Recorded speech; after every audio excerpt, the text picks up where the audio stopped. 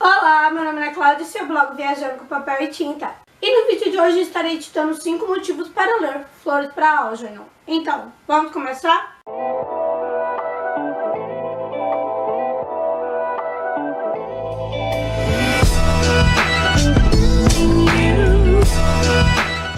Flores para Algernon é um clássico da ficção científica.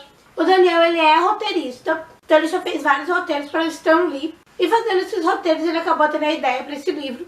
Muito perspicaz, ele acabou guardando a ideia para si e transformando em um conto que foi publicado em 1959. E esse conto ele recebeu o prêmio Hugo, que é um importante prêmio na ficção científica. Posteriormente a história ela foi ampliada e transformada nesse livro, que foi publicado em 1966, e o autor foi novamente premiado, agora com o prêmio Nebula. Então esse é um livro bastante aclamado pela crítica, o que já daria um belo motivo para a gente conferir essa obra que tenha chamado tanta atenção. Até o ano passado nós não tínhamos a tradução dessa obra. Felizmente a Aleph trouxe essa obra para o Brasil, nessa edição que está muito bonita. Eu gostei muito dessa capa. Nesse ponto a gente tem o Algernon. Eu achei muito bonito o detalhe da edição. E a tradução dessa edição ficou por conta da Luísa Geisler. Então eu gostei muito do trabalho gráfico dessa edição. Com relação à tradução eu não posso comentar, já que eu não tive contato com a obra original. O autor ficou um tempo com esse projeto engavetado após ter a ideia. O Daniel ele era professor de inglês para uma turma de jovens com deficiência intelectual. E um dia um de seus alunos questiona se teria algo que poderia ser feito para ele se tornar mais inteligente. Isso comoveu bastante o Daniel e foi o gatilho para essa história sair do papel. Aqui nós temos o Charlie Gordon. Ele é um rapaz de 32 anos. Ele trabalha numa padaria e ele tem uma deficiência intelectual grave e o QI dele é abaixo de 70 e ele tem extrema dificuldade de aprendizagem e memorização, principalmente em coisas mais complexas. Ele quer muito ficar mais inteligente, ser aceito pela sociedade, ter mais amigos e ele acaba se tornando cobaia de um novo experimento, uma cirurgia revolucionária que promete ampliar o seu QI.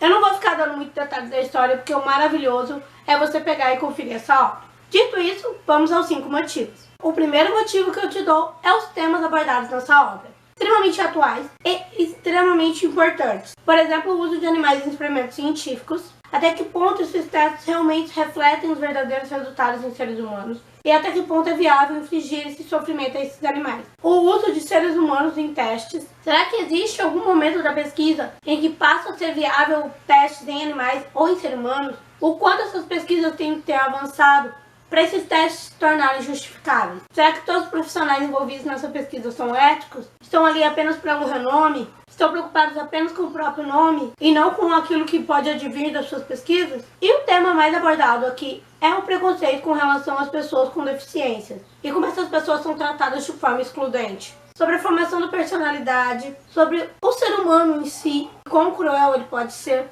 E também sobre multiplicidade da inteligência. E aqui a gente pode perceber o autor trabalhando essa questão da inteligência intelectual e da emocional, da afetiva, da interpessoal, e é simplesmente maravilhoso. Alguns desses temas são mais explícitos, como a questão do preconceito, mas o autor com a sua narrativa desperta vários questionamentos. E o leitor, ao avançar das páginas, vai refletindo sobre diversas coisas. Isso nos leva ao segundo motivo para você ler esse livro. Ele vai te tirar da sua zona de conforto. Esse não é uma leitura agradável. É uma leitura que vai te dar vários tapas na cara.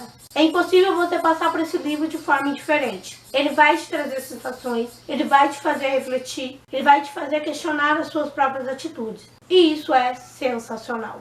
E isso nos leva, de certa forma, ao terceiro motivo, que é esse ser um livro atemporal. Como eu já havia dito, esse livro foi publicado originalmente na forma de romance em 1966. Então já tem mais de meio século que esse livro foi publicado. E os temas que ele aborda e todo o questionamento que ele te faz permanecem extremamente atuais, principalmente com relação ao preconceito. Isso é algo que tem sido bastante debatido.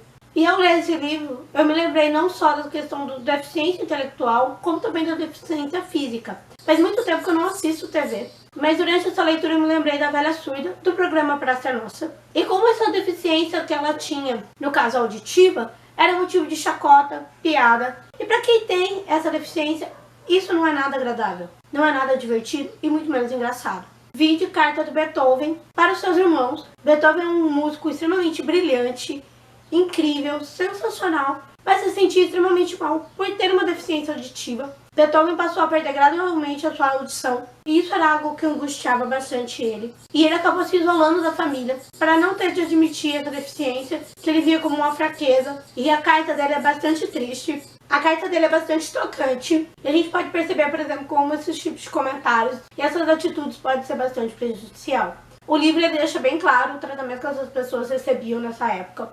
Elas são chamadas de retardadas na cara dura. E será que isso mudou muito hoje em dia?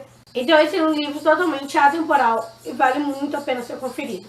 O quarto motivo que eu tenho a dar pra você é a escrita do autor. O autor ele escolheu narrar essa história através da visão do Charlie. Então nós temos um livro em primeira pessoa, pelo olhar do próprio Charlie, o que é sensacional. E o Charlie vai nos contar a sua história através de relatórios de progresso, que ele escreve antes e depois de passar pelo processo cirúrgico. E o leitor vai percebendo sutis mudanças ao longo desses relatórios, coisas que o próprio Charlie às vezes não percebe. Mas o leitor vai percebendo na escrita do Charlie, na sua forma de ver o mundo, que essas mudanças estão acontecendo.